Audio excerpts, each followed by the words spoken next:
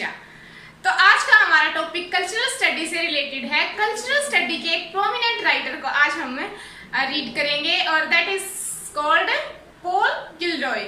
Paul Gilroy का birth 1954 में हुआ और स्टिल अभी तक ये अपना कंट्रीब्यूशन दे रहे हैं लिटरेचर के अंदर। अब चलो इनके बारे में जान लेते हैं कि इनको पढ़ना क्यों हमारे लिए इम्पोर्टेंट है और इनका कंट्रीब्यूशन क्या है कल्चरल स्टडी के अंदर, क्यों आए ये, चलो देख लेते हैं।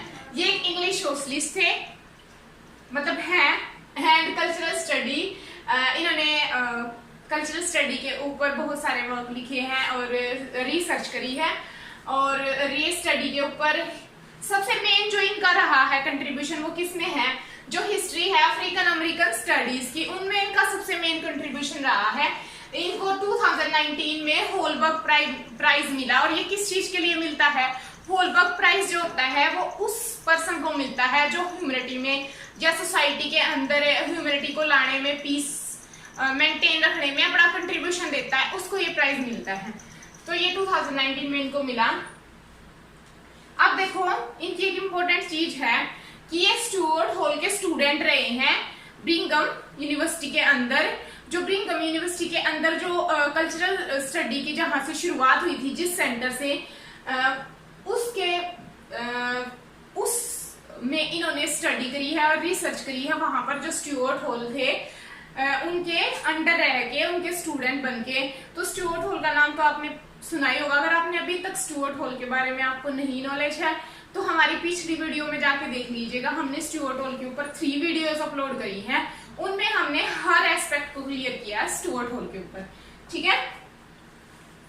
तो देखो, तो ब्रिंघम कंटेम्परेरी कल्चर स्टडी ब्रिंघम यूनिवर्सिटी में, वहां पर ये इनके स्टूडेंट थे। ही वाज एसोसिएटेड विद, ये 2 मैगजीन, वीकली मैगजीन से जुड़े हुए थे। पहले का नाम था सिटी लिमिट और दूसरी का नाम है द वायर। इन दोनों में इन्होंने अपना मेन कंट्रीब्यूशन दिया। अपनी जो थिंकिंग थी इन मैगजीन के थ्रू वो पब्लिश कराते थे और इनका जो एडिशन हो गया या जो पब्लिकेशन की जो चीजें हो गई वो संभालते हैं, ठीक है। अब वो सबसे मैंने जैसा कि ऊपर बताया कि ये प्राइज इस चीज के लिए उनको मिला है, वो फ्रीक्वेंट स्कॉलर है, यानी कि लगातार वो स्टडी कर रहे हैं ह्यूमैनिटीज के ऊपर, सोशल साइंस के ऊपर, सोशल हर एस्पेक्ट को वो जांच रहे हैं। 2020 में गिलरॉय है वो सॉरी भाई, गिलरॉय की स्पेलिंग थोड़ी मिस्टेक है, मैं ठीक कर देती हूँ। गिलरॉय,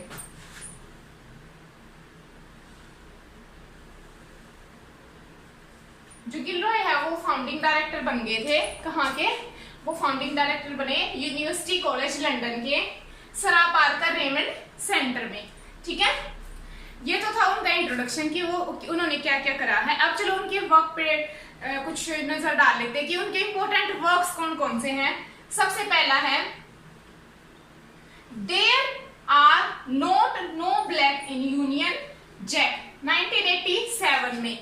स्पेशल जो उनका ये ब्लैक, जितने भी इन्होंने 2-3 वर्क लिखे जिनमें इन्होंने ब्लैक के ऊपर डिस्कस करा है, उसमें मेनली इन्होंने ब्लैक डायस्पोरा को डिपिकेट करा है अफ्रीकन कल्चर के, ठीक है। सेकेंड इनका स्मॉल एक्ट्स, छोटे छोटे काम जिससे कि हम ह्यूमैनिटीज में या सोसाइटी में अपना कंट्रीब्यूशन दे सकते हैं, 1993 में। फिर थर्ड है इनका जो मोस्ट इंपोर्टेंट है, फर्स्ट और थर्ड ये तो इनके मोस्ट इंपोर्टेंट है, मतलब सारे ही हैं, टाइटल तो आपको सबके याद रखने हैं, ठीक है। द ब्लैक एटलांटिक, ये 1993 में पब्लिश हुआ, ठीक है, 1993 में। अब आगे देखो, इनका फोर्थ वर्क है बिटवीन कैंपस 2000 में और फिफ्थ है आफ्टर एम्पायर, कैंपस के बिटवीन में। इसमें भी इन्होंने अफ्रीकन अमेरिकन के ऊपर चीजें शो करी हैं। आफ्टर एम्पायर यानी कि जो राज करके चले गए, जैसे हमारे ऊपर जो ब्रिटिशर्स थे वो राज कर रहे थे और उसके बाद अब जो वो चले गए हैं, उसके बाद का जो शासन है वो कैसा है। तो इसमें पोस्ट कॉलोनियल मेलैंकोली है। मेलैंकोली का मतलब होता है दुख, कि वो जो सैडनेस है वो इसमें हमें दिखाई देती है, ठीक है। अब देखो, जो ब्लैक एटलांटिक है इसमें क्या दिखाया गया, इसका फुल टाइटल है ब्लैक एटलांटिक का मॉडर्निटी एंड डबल कॉन्शियसनेस, ये इसका फुल टाइटल है। और इसमें भी डबल कॉन्शियसनेस दिखाई गई है कि अगर अंग्रेज हमारे ऊपर जो राज करके चले गए हैं। तो अब जो एक तो मेंटलिटी वो रह गई हमारे अंदर, हमारे माइंड पे जो छाप छोड़ी हुई है, दूसरी जो अब हम जो अपनी आइडेंटिटी बना रहे हैं तो वो डबल कॉन्शियसनेस होगी। ठीक है, अब अगला है जो एटलांटिक कल्चर है वो कोऑपरेट करता है एलिमेंट फॉर अफ्रीकन।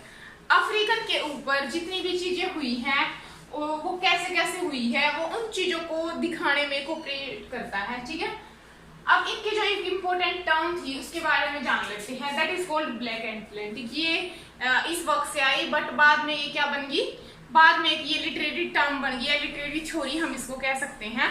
ठीक है, इसके अंदर इसने क्या दिखाया है, इसके अंदर इसने शो करा है कि मतलब जो इमेज थी स्लेव शिप की to show the position of black bodies between two lands, two culture, two identities. अब ये मैं आपको अच्छे से समझा देती हूँ क्या मतलब है। देखो, ब्लैक जो एटलांटिक है उसका मतलब क्या, उसका मीनिंग क्या है। ब्लैक एटलांटिक का मीनिंग होता है कि जब अमेरिकन अफ्रीकन को स्लेव बना के लाते थे ना, तो वो साउथ अमेरिका से क्या करते थे, साउथ जो समंदर होता था तो सारे अफ्रीकन्स को वहां उस साइड से लेकर आते थे शिप के थ्रू। तो शिप में वो शिप भर भर के लेके आते थे स्लेव्स का। तो अब क्या हुआ कि जब वो शिप लेके आ रहे हैं तो सारे के सारे अब वापस जाने का कोई तरीका नहीं था ना, तो आप वाइट पीपल के अगेंस्ट जा सकते हो, ना ही आप बैक अपने होम टाउन जा सकते हो। आप एक बार स्लेव बन के आ गए तो मतलब आ गए। ठीक है, और सारे स्लेव शिप के थ्रू आते थे। ठीक है, तो यही बात बताई गई है। तो अब क्या हुआ कि जब सारे अफ्रीकन जो थे जेंट्स वुमेन जो भी आ रहे थे, अब वो काम कर रहे हैं, तो धीरे धीरे जब बहुत सारे साल हो गए तो क्या हुआ कि अब वो धीरे धीरे वहीं पे सेटल होना शुरू हो गए। बहुत सारे जो ब्रिटिशर्स थे उन्होंने क्या करा, ब्लैक वुमेन के साथ रेप करा, कईयों ने उनके साथ शादी भी कर ली। अब जो उनके बच्चे पैदा हो रहे हैं वो कैसे हो रहे हैं, टू जो कह सकते हैं कि टू कल्चर मिक्स हो रहे हैं। तो वो टू कल्चर जब मिक्स होंगे तो एक डिफरेंट कल्चर निकल के हमारे सामने आएगा। तो टू कल्चर हो गए, दो आइडेंटिटी होगी ब्लैक एंड व्हाइट की। ठीक है, और क्या हो गई, टू लैंड्स हो गई, अफ्रीकन अमेरिकन। अब आया समझ में आपको, आई होप कि आपको समझ में आ गया होगा। तो मैं एक बार और शुरू से आपको एक्सप्लेन कर देती हूँ कि जब अफ्रीकन के जो स्लेव थे उनको शिप में अमेरिका लेके आया जाता था स्लेवरी के लिए कि वो उनके दास बने, उनका काम करे, इंडस्ट्री स्थापित हुई थी। तो सारा इंडिया में भी ऐसा हुआ है कि अमेरिका में इंडियंस भी ले जाए गए हैं शिप के थ्रू, पर इंडिया में वो शायद अफ्रीका ऑफ केप टाउन ऐसा गुड होप से जाते थे। ठीक है, वो एक जगह एक समुद्र में एक उसका गल्फ का नाम है, तो वहां से वो जाते थे। अब अफ्रीका में वो कहां से जाते थे, वो जाते थे एटलांटिक थे। तो जितने भी गए थे अब वहीं पे जाके उनको सेटल होना था, अपनी आइडेंटिटी क्रिएट करनी थी, उनको देखना था कि क्या राइट है क्या रॉन्ग है। और फिर वहां पे जाके जब वो व्हाइट के साथ मिक्स हो गए, इसने ये भी कहा है गिलरॉय ने कि जो ब्लैक पीपल हैं उन्होंने अपनी आइडेंटिटी क्रिएट करने की स्टार्टिंग में कोशिश नहीं करी। उन्होंने क्या करा, उन्होंने ये करा कि मतलब अगर कोई व्हाइट उनसे शादी कर रहा तो उन्होंने एक्सेप्ट कर लिया, और फिर क्या करा, उन्होंने इग्नोर नहीं करा उस चीज को।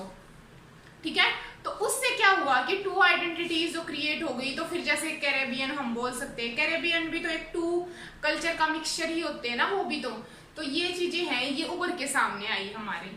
ठीक है, तो यही था ब्लैक एटलांटिक का मतलब, और ये क्या कहना चाह रहा है इसमें। अब ये क्या कह रहा है, हाँ 2/3 ऑफ पीपल थे उन्होंने क्रॉस कर लिया था अटलांटिक को अमेरिका के अंदर अफ्रीका से।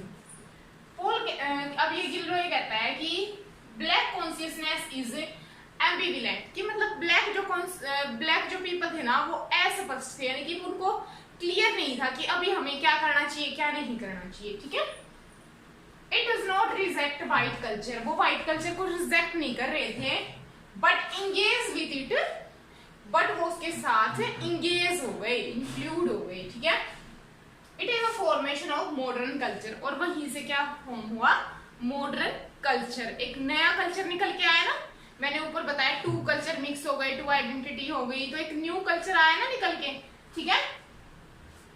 अब देखो इसके 3 क्रूशियल एलिमेंट थे, idea of race as fluid rather than static. जो अगर आप रेस की बात करते हो, किसी भी दो अलग अलग डिफरेंट कास्ट की बात करते हो, तो स्टैटिक नहीं रह सकती कभी भी। वो ऐसे नहीं कि आप खुद बात कर रहे हो, एक सोसाइटी में फैला देते हो तो बस वो वहीं तक रुक जाएंगी, फिर वो पूरे बड़े लेवल पे जाती हैं और वो एक फ्लूइड का काम करती हैं। Okay, understand. आगे कह रहा है idea of race as transnational and intercultural rather than strict nation. फिर वो क्या होता है कि वो एक नेशन की बजाय, एक स्ट्रिक्ट नेशन की बजाय, ये नहीं कि आप उसको यहीं तक सीमित रख लोगे, वो ओवरऑल ग्लोब लेवल पे फैल जाता है। थर्ड ये कह रहा है फोकस करता है रेजिस्टेंस टू रासिज्म। रेसिज्म का मतलब क्या होता है कि हमें फोकस करना चाहिए कि जैसे डिफरेंट हम ब्लैक व्हाइट का जो डिफरेंस क्रिएट करते हैं, उन चीजों को फोकस करना चाहिए कि वो सब ना हो। वो जो चीजें हैं वो क्या वो नेगेटिव एस्पेक्ट डालती ह्यूमन बींग्स पे। तो ये डबल कॉन्शियसनेस का और मॉडर्निटी का मतलब आपको समझ में आ गया होगा कि जब हमें 2 तरीके की थिंक क्रिएट कर लेते हैं, जैसे व्हाइट और ब्लैक की हो गई थी, तो उसको बोलते हैं डबल कॉन्शियसनेस, यानी कि 2 तरीके का कल्चर जब मिक्स हो जाता है। जो गिल्डरॉय हैं उन्होंने वो मेन फोकस इसी पे करा और अभी भी उनकी रिसर्च और वर्क जारी है जो वो अभी भी कर रहे हैं, ठीक है। तो ये था कुछ गिल्डरॉय के बारे में। अगर आपको कोई भी डाउट हो, एक बार आप स्क्रीनशॉट और ले लो ताकि इजीली आपको समझ में आ जाए। आई होप कि आपने स्क्रीनशॉट ले लिया होगा। ये कुछ इंपॉर्टेंट वर्क, उसके इंट्रोडक्शन और एक जो इंपॉर्टेंट थ्योरी उसने डिस्कवर करी है उसके बारे में था। अगर कोई डाउट हो तो कमेंट सेक्शन में बताइएगा। अगर वीडियो अच्छी लगी तो लाइक, शेयर एंड सब्सक्राइब करिएगा ताकि अगली वीडियो का नोटिफिकेशन आप तक जल्दी ही पहुंच जाए।